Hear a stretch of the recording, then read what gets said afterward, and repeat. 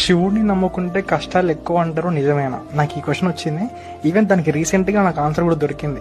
100% శివుడిని నమ్ముకున్న వాళ్ళకి కష్టాలు ఎక్కువ అయిపోతాయి. ఇది రాసి పెట్టుకోండి. మీరు ఏ సిద్ధాంతం చదివినా, ఏ పండితుని అడిగినా, ఎవరేం చెప్పినా ఇదే 100% ట్రూ. శివుడిని నమ్ముకున్న వాళ్ళకి కష్టాలు ఎక్కువ అయిపోతాయి. శివుడు ఎలా చేస్తాడంటే, ఇప్పుడు వేరే దేవుళ్ళని నమ్ముకున్నాం అనుకోండి, నమ్ముకోవడం అంటే అందరూ ఒకటే, బట్ మనకు స్టోరీస్లో చాలా ఉంటాయి. బట్ నాకు తెలిసింది, నాకు అర్థమైంది నేను చెప్తా. వేరే దేవుళ్ళు అందరూ ఏంటి, మనం పాపాలు చేసి వచ్చేసినా, కర్మ చేసి వచ్చేసినా, మనోడే ఏం కాదులే, ఇలా నెక్స్ట్ లైఫ్కి తోస్తారు. ఈ కర్మ ఈ జన్మలో తీసేస్తారు, నెక్స్ట్ జన్మలో యాడ్ అవుద్ది. శివుడు ఏం చేస్తాడంటే, నువ్వు కర్మ లిస్ట్ ఉంది శివుడి దగ్గర. నువ్వు ఎప్పుడైతే శివ డివోటీ అయిపోతావో, శివుడు నీ కర్మను తీసేయడం మొదలు పెడతాడు. నేను చెప్తున్నాను కదా, రాసి పెట్టుకొని. మనం ఎప్పుడైతే శివుడికి కనెక్ట్ అయిపోతామో, శివుడు నీ కర్మను తీసేయడం మొదలు పెడతాడు.